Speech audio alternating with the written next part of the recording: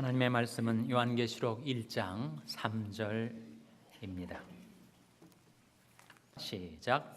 이 예언의 말씀을 읽는 자와 듣는 자들과 그 가운데 기록한 것을 지키는 자들이 복이 있나니 때가 가까움이라. 아멘. 할렐루야. 서로의 평강의 복을 기원하는 마음으로 샬롬 인사 나누시기 바랍니다. 샬롬. 샬롬. 동양 사상에는 오복이라는 것이 있습니다. 산상순에는 팔복이 나오죠. 요한계시록에는 칠복이 나옵니다.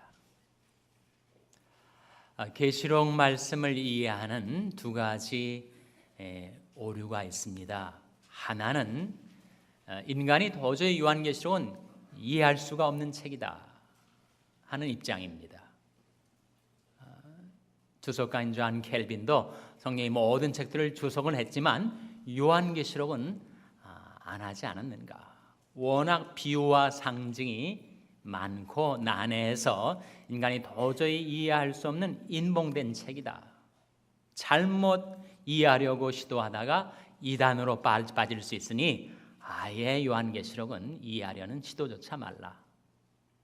첫 번째 잘못된 오류.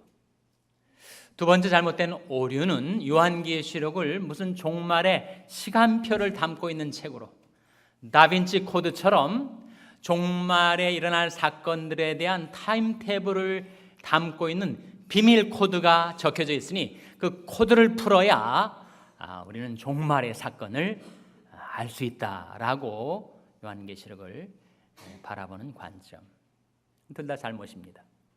요한계시록에 대한 바른 관점은 무엇인가? 요한계시록을 하나님의 말씀으로, 우리 주 예수 그리스도의 말씀과 경건에 관한 교훈에 창념할 수 있게 해주는 말씀, 종말을 살아가는 하나님의 백성들이 이 세상 속에 겪는 어려움, 때로는 핍박, 그 고통과 환난 속에서 하나님이 주시는 위로를 받고 용기를 되찾고 소망을 갖게 해주시는 말씀으로 요한계시록을 이해하는 것, 그것이 요한계시록에 대한 바른 이해입니다.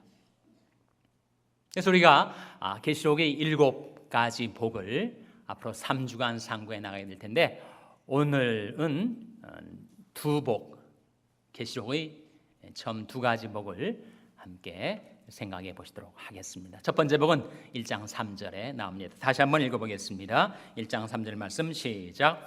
이 예언의 말씀을 읽는 자와 듣는 자들과 그 가운데 기록한 것을 지키는 자들이 복이 있나니 때가 가까움이라. 이 말씀 속에 누가 복이 있다고요? 말씀을 받는 자가 복이 있다. 말씀을 받는 자가. 왜 말씀을 받는 자가 복이 있는가? 말씀을 받아야 생명과 평안을 누리기 때문에. 우리 살고 있는 현대는 워낙 매스미디어 그리고 인터넷이 발달이 돼가지고 워낙 볼 것이 많습니다. 들을 것도 많아요. 읽을 것도 많습니다. 잘된 영화 한 편 보면 마음에 감동을 받죠. 좋은 TV 드라마를 보면 재미가 있습니다. 유익한 책을 통해서 지식과 정보를 얻을 수가 있습니다. 신명나는 쇼프로 보고 나면 내 기분도 덩달아 좋아지는 것 같아요. 그런 것들이 우리에게 생명을 주지는 못합니다. 우리 영혼을 소생시켜 주지는 못해요. 사람이 육체뿐이라면 그럴 수가 있겠지만 사람은 육체 플러스 영혼이기 때문에 우리 육체는 그런 자극과 흥분으로 살 수 있을지 몰라도 그 영혼의 양식이 공급되지 않으면 우리 영혼은 점점 메말라지고 곤고해지고 피폐에 처하게 되는 것입니다. 그래서 예수님께서 마태복음 4장 4절에 사람이 떡으로만 살 것이 아니요 하나님의 입으로 나오는 모든 말씀으로 살 것이니라. 뭐 말씀하신 이유가 바로 거기에 있지 않습니까? 사람이 떡으로만 살 수가 없어요. 그런 영화나 드라마나 세상 책들로만 우리가 살 수가 없게 지어진 존재입니다. 우리는 영의 양식을, 하늘의 양식을, 말씀의 양식을 받아 먹어야 살 수 있습니다. 사람이 떡으로만 살 것이 아니요 하나님이 입으로 나오는 모든 말씀으로 살 것이니라. 예수님 말씀하신 그대로죠. 베드로가 그것을 깨닫고 이렇게 믿는 사람들에게 권면한 바가 있습니다. 갓난 아이들 같이 순전하고 신령한 젖을 사모하라. 이는 이로 말미암아 너희로 구원에 이르도록 자라게 하려 함이라. 그 순전하고 신령한 젖이 뭐겠습니까, 여러분? 우리 영혼을 살리는 하나님의 말씀을 가리키죠.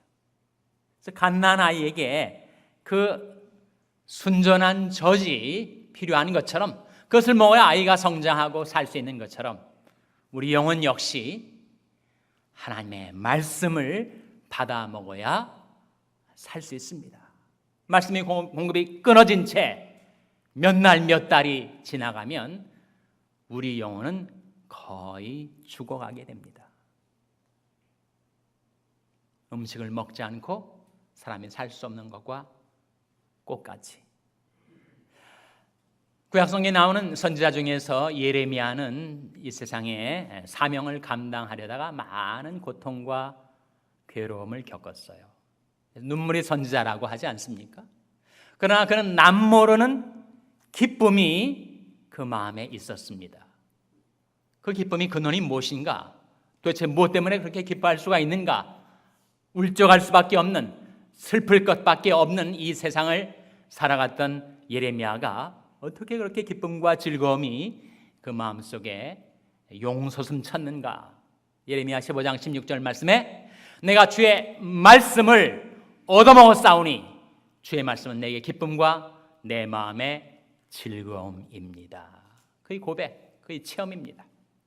내가 주의 말씀을 얻어먹었더니 그 말씀이 내 마음에 기쁨과 즐거움을 갖게 주었다라고 하는 그의 경험과 고백을 우리와 나누고 있습니다. 사실 우리가 이 땅에 생명을 가지고 사는 날 동안에도 그렇지만 우리가 장차 들어갈 천국에서 영원을 살 수 있는 그 생명 역시 말씀으로 우리에게 주어진 거였습니다. 베드로전서 1장 23절 말씀에 너희가 거듭난 것이 썩어지시로 된 것이 아니요 썩지 아니할지로 된 것이니 하나님이 살아있고 항상 있는 말씀으로 되었느니라. 내 안에 있는 거듭난 생명 어떻게 내게 주어진 것인가? 말씀으로 주신 거란 말이죠. 그래서 예수님께서 살리는 것은 영이니 육은 무익하니라. 내가 너에게는 말이 영이요 생명이라. 육은 무익해요. 사람을 살리는 것은 영입니다. 그런데 주님께서 우리에게 주시는 말씀이 바로 영이요 생명이라 하셨으니 말씀을 받은 자가 복이 있는 이유, 그것은 바로 말씀을 통해서 생명을 얻기 때문에, 그 생명이 소생케 되기 때문에, 그 생명이 지탱되기 때문에, 그 생명을 얻는 것과 유지, 존속, 보존 그 모든 것이 말씀으로 이루어지기 때문에 말씀을 받은 자가 복이 있다 하는 것입니다. 또 한 가지 말씀을 받은 자가 복이 있는 이유는 말씀을 받아야 사람이 평안을 누릴 수가 있습니다. 사람은 누구나 이 세상 살면서 온갖 근심 걱정, 무거운 짐 지고 살아가요. 하루를 살아도 온갖 상념과 번뇌, 그리고 염려와 근심의 무거운 짐이 내 마음에 드리워집니다. 근데 우리가 하나님의 말씀을 받으면, 그 말씀을 의지해서 살게 되면 우리는 그 모든 짐을 하나님께 맡길 수가 있게 되는 거죠. 시편 119편 165절 말씀에 주의 법을 사랑하는 자에게는 큰 평안이 있으니 저에게 장애물이 없으리이다 하셨을 때 주의 법, 뭘 가리킵니까? 주의 말씀. 주의 말씀을 사랑하는 자에게는 큰 평안이 있다. 그 말씀을 받은 자, 그 말씀을 의지하며 사는 자에게 하나님께서 평안을 가져다 주신다는 거죠. 큰 평안을. 내 짐을 여호와께 맡겨버리라. 너를 붙드시고 의인의 요동함을 영영히 허락지 아니하시리로다. 날마다 우리 짐을 지시는 주, 곧 우리 구원이신 하나님을 찬송할지로다. 그래서 말씀을 받은 자가 복 있는 사람이라고 할 수 있는 이유는 하나님께서 말씀을 통해서 우리에게 생명과 평안을 주시기 때문에. 근데 문제는 우리가 그 말씀을 우리 실생활 속에서는 너무 등한히하며 살아가고 있는 거죠. 말씀이 어디에, 성경책이 지금 어디에 있는지 잘 찾아지지도 않아요. 그래서 어렵게 찾았더니 성경책 속에 뽀얗게 먼지가 하얗게 쌓여 가고 있습니다. 일주일 내내 성경책 한 번도 들춰보지 않다가 주일날 예배에 오면서 먼지를 털고 성경책을 들고 오는 경우도 있죠. 그러한 우리들에게 진정 말씀을 받은 자가 복이 있다 하신 그 복을 받아 누리는 세 가지 통로가 있다. 1장 3절 우리에게 가르쳐 줍니다. 다시 3절 말씀해 보시면 이 예언의 말씀을 첫째로 읽는 자와 둘째로 듣는 자들과 셋째로 그 가운데 기록된 것을 지키는 자들이 복이 있다. 첫째로 읽으라 하는 거예요. 여러분. 성경을 읽고 계십니까? 새해 들어서 성경을 읽으실 때 눈으로만 읽지 마세요. 마음속으로만 읽지 마세요. 묵독만 하지 마시고 낭독해 보세요. 소리 내서 읽어보세요. 자기 영혼을 깨우듯 여러분이 목소리를 사용해서 성경을 읽어보십시오. 자기 영성이 깨어나고 지성이 밝아지는 것을 체험할 수가 있을 겁니다. 아브라함 링컨이 변호사 시절에 변호사 사무실에만 오면은 셰익스피어나 온갖 법률 서류들을 항상 소리내서 읽은 거예요. 동업자인 헌든이라는 변호사가 너무 그것이 바다가 돼가지고 당신은 왜 그렇게 꼭 읽어야만 되느냐고. 내가 읽으면 눈으로만 들어오는 게 아니라 귀로도 듣는다고. 시청각을 동시에 이용할 수 있다고. 뭐든지 소리내서 읽었다는 거예요. 자꾸 성경책을 소리내서 읽으면 침이 튀어가지고 성경책이 더러워지지 않습니까? 그러면 성경책을 너무 깨끗하게 순결하게 그렇게 보존했다가 유산으로 넘겨주실 겁니까? 성경책은 밑줄도 좀 긋고 깨닫는 것 난 외에다가 메모도 좀 쓰고 또 눈물 자국도 좀 있고 침도 튀어가지고 좀 지저분해지고 이게 성경책을 바로 대하는 길입니다. 여러분이 남편이나 아내가 성경책을 손에서 읽는 것이 자꾸 바더가 된다고 얘기하지 마세요. 혼자만 성경책을 낭독할 수 있는 공간이 있다면 좋겠지만 그렇지 않을 경우에 그 성경책 읽는 것을 귀중히 여겨주세요. 여러분. 하나님 말씀이 지금 읽혀져 들리고 있는데 내가 그 방해하면 안 되지 않습니까? 여러분? 말씀을 읽다 보면 집중하게 됩니다. 링컨이 말대로 시각과 청각으로 동시에 그 말씀을 받을 수 있게 됩니다. 성경에 관한 권면 가운데 여호수아 1장 8절에 이런 말씀 기억하시죠? 이 율법책을 내 입에서 떠나지 말게 하며 주야로 그것을 묵상하여 그 가운데 기록한 대로 다 지켜 행하라. 그러면 내 길이 평탄하게 될 것이라 내가 형통하리라 하는 말씀에 이 율법책을 내 눈에서 떠나지 말게 하라. 그렇게 하지 않았습니다. 뭐라고 했습니까? 내 입에서 떠나지 말게 하며. 무슨 뜻이겠어요? 말씀을 소리내서 읽으라 하는 거죠. 낭독하라 하는 것입니다. 말씀이 노래라면 낭송하라 하는 겁니다. 나의 나그네 된 집에서 주의 율례가 나의 노래가 되었나이다. 우리 인생 나그네지요.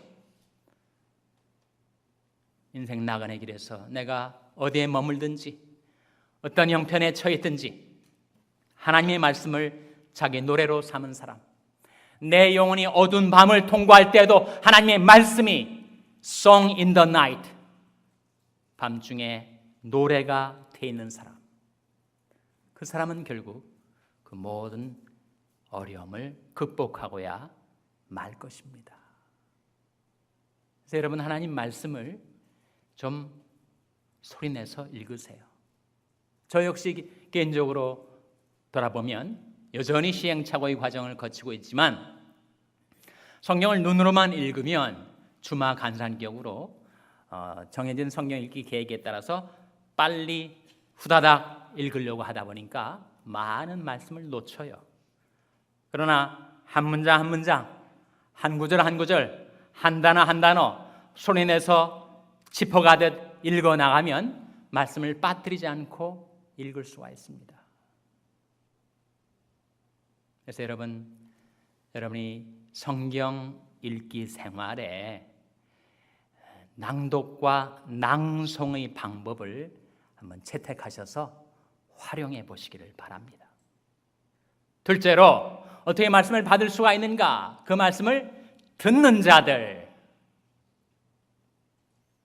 자기가 읽어 낭독하는 말씀을 자기가 듣는 것일 수도 있겠지만 본래의 뜻은 초대교회는 성경책이 우리처럼 한 사람 한 사람이 다 갖고 있지를 못했습니다. 그래서 그 교회의 지도자가 그 교회의 성경책 딱 한 권 있으니까 강단에서 말씀을 소리내서 읽으면 교인들은 다 그 말씀을 들은 거예요. 그래서 1장 3절을 자세히 들여다보시면 읽는 자는 단수고 듣는 자들과 지키는 자들은 복수로 되어 있습니다. 그래서 우리가 하나님의 말씀을 들어야 합니다. 듣는 자는 살아납니다. 너희는 귀를 기울이고 내게 나와 들으라. 그러면 너희 영혼이 살리라. 너희 소자들아, 내게 나와 들으라. 내가 여호와 경외함을 너에게 가르치리로다. 내 양은 내 음성을 들으며 나는 저희를 알며 저희는 나를 따르느니라. 말씀이 들려오는 것이 은혜 받는 거죠. 그 들음은 깨달음을 의미합니다. 말씀이 깨달아지는 거예요. 말씀을 많은 시간 들었다 하더라도 전혀 마음에 깨달아지는 것이 없으면 건성으로 들은 거 아닙니까? 다만 한 구절이라도 마음속에 깨달아지는 말씀, 이 제대로 들은 거죠. 이 들으면 그 말씀이 내 안에 믿음을 생겨나게 하는 겁니다. 그러므로 믿음은 들음에서 나며 들음은 그리스도의 말씀으로 말미암았느니라. 예수님께서 하나님의 아들이 음성을 들을 때가 오나니 듣는 자는 살아나리라 하신 대로 하나님께서 내게 뭐라고 지금 말씀하고 계시는가 귀를 기울여 들어야 합니다. 한 번 들으면 인생이 바뀌어질 수 있습니다.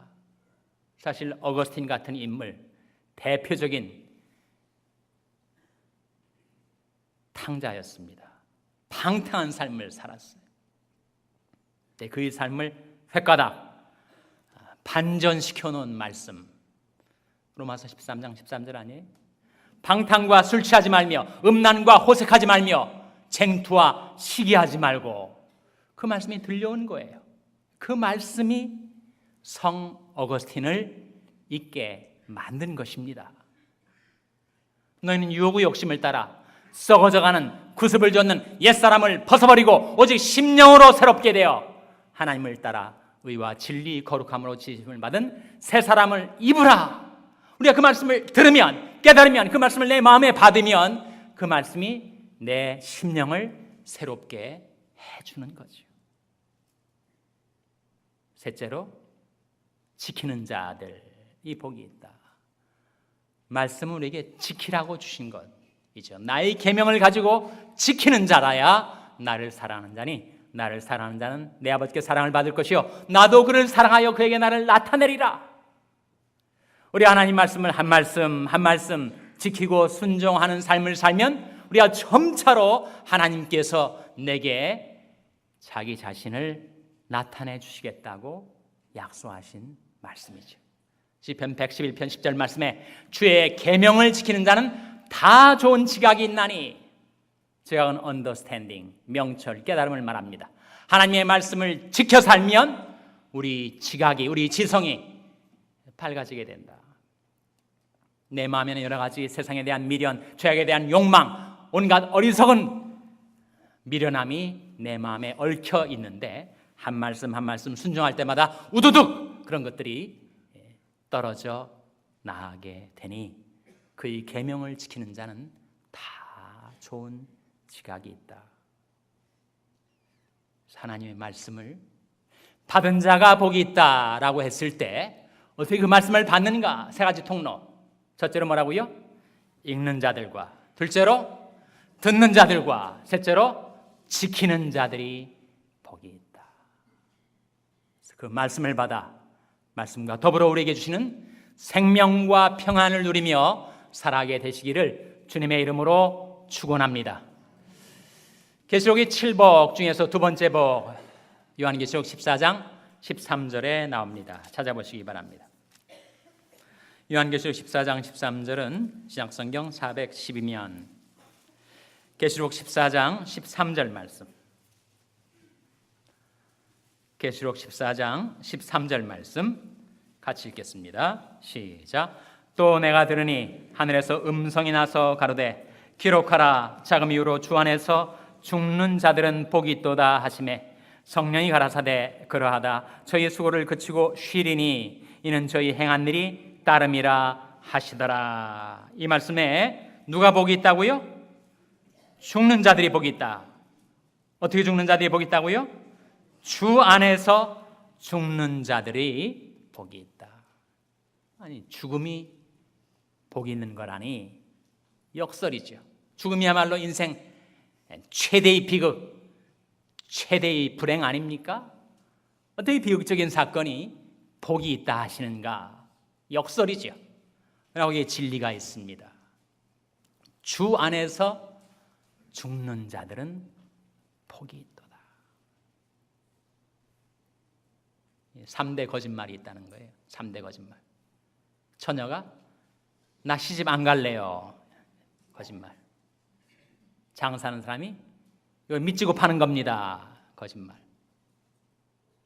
노인이 늙으면 빨리 죽어야 돼. 거짓말이라는 거예요. 사람은 누구나 살고 싶죠. 그러나 때가 되면 죽는 것이 복이 있는 거라고 성경은 말씀합니다. 주일학교에서 선생님이 아이들한테 우리가 어떻게 천국까지 이렇게 물었다는 거예요. 그랬더니 착한 일 많이 해야 돼요. 또 어떤 아이는 교회 열심히 다녀야 돼요. 또 어떤 아이는 예수님 믿어야 돼요. 그랬더니 어떤 아이가 일어나서 아주 심각한 얼굴로 죽어야 돼요. 그렇게 얘기를 했다는 거예요. 죽어야 천국 가죠. 죽어야. 사람이 그냥 장수를 원하지만 정말 삶의 퀄리티가 중요한 거 아닙니까? 하나님이 우리에게 주신 생명의 수완을 다 살았으면 가는 것이 아름다운 거죠. 하나님이 우리에게 맡기신 사명 다 완수하고 하나님 앞에 가는 것이 복 있는 일이 아닙니까? 누가복음 2장의 시므온이라는 인물이 이렇게 말합니다. 주제여, 이제 말씀하신 대로 종을 평안히 놓아주시는도다. 이 아름다운 태장 아닙니까? 주 안에서 죽는 것이 복이 있는 거 아니에요? 자기가 죽을 때 주 밖에서 죽으면 어떻게 되는가? 주 없이 죽으면 어떻게 되는가? 그건 정말 불행한 일이죠. 그러나 주 안에서 죽는 자들은 복이 있습니다. 제가 병상에 있는 분들 신방을 한번 갔는데 거의 코마 상태도 듣기는 듣는다고 그러더라고요. 가족들이 좀 당부를 했어요. 누가 와서 인기척을 하면 도와달라고 막 몸부림치고 괴로워하니까 일체 얘기하지 말아달라고. 가족들 부탁을 제가 거절할 수가 없어서 그냥 아무 말도 안 하고 조용히 병상에서 기도만 하고 나왔어요. 돌아와서 생각을 하니까 아주 후회가 되는 거예요. 자책감이 제 가슴을 치는 겁니다. 그가 그렇게 병상에서 홀로 외로이 고통 중에 있을 때 하나님이 그와 함께 하신다는 사실을, 하나님의 말씀이 그와 함께 했다는 사실을 왜 내가 전달하지 못했던가. 또 다른 케이스, 역시 코마 상태에 들어갔어요. 급성 폐혈증이 와가지고 손발이 썩어져 나가는 그런 심각한 상태에 있는 사람이었습니다. 그때 제가 시편 23편 말씀을 읽어 들렸습니다. 여호와는 나의 목자시니 내가 부족함이 없으리로다. 쭉 6절까지. 4절 어떤 말씀이 나오죠? 내가 사망의 음침한 골짜기로 다닐지라도 해를 두려워하지 않을 것은 주께서 나와 함께 하심이라. 주의 지팡이와 막대기가 나를 안위하시나이다. 마지막 절에 뭐가 나옵니까? 나의 평생에 선하심과 인자하심이 정녕 나를 따르리니 내가 여호와의 집에 영원히 거하리로다. 제가 시편 23편을 반복해서 읽다 보니까 이분이 손발 전혀 움직이지 못하는 분인데 이 썩어 들어가는 팔을 이렇게 들더라고요. 이렇게. 할렐루야 하듯이. 그 말씀에 반응을 보이더라고요. 그 말씀에 생명력이 있어서인지 그 무의식 상태, 코마 상태에서도 그 말씀이 그를 살려내더라고요. 곧 죽을 것 같은 그분이 지금도 살아 있습니다. 하나님의 말씀에는 그런 효능, 그런 생명력이 있어서 나의 믿음 부족에도 불구하고 말씀 자체에 가지고 있는 능력이 그렇게 살리는 역사, 소생케 하는 역사를 이루는 거죠. 인생 최대의 비극인 죽음이 어떻게 복이 될 수가 있는가? 주 안에서 죽는 자들은 복이 있도다 라고 말씀하신 이유는 그 죽음이 바로 그를 영원한 영광에 이르게 하는 관문이 되기 때문에, 그 관문을 통과해서 들어가면 그것은 어떤 것인가? 다시 사망이 없고 애통하는 것이나 곡하는 것이나 아픈 것이 다시 있지 아니한 주님 계신 것, 주님께서 우리 목자가 되셔서 우리를 생명수 샘으로 인도해 주시는 것, 하나님께서 우리 눈에서 모든 눈물을 씻어 주시는 것, 이는 보좌 가운데 계신 어린 양이 저희 목자가 되사 생명수 샘으로 인도하시고 하나님께서 저희 눈에서 모든 눈물을 씻어 주실 것이미로라. 그래서 주 안에서 죽는 자들은 복이 있도다 하신 것입니다.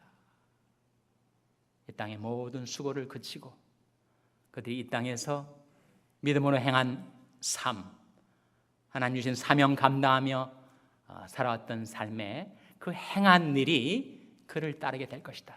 주님께로부터 칭찬과 상급이 그에게 있게 될 것이고 이제는 영원한 안식에 들어가 영생 복락을 누리게 되었으니 정말 복된 일이 아닌가?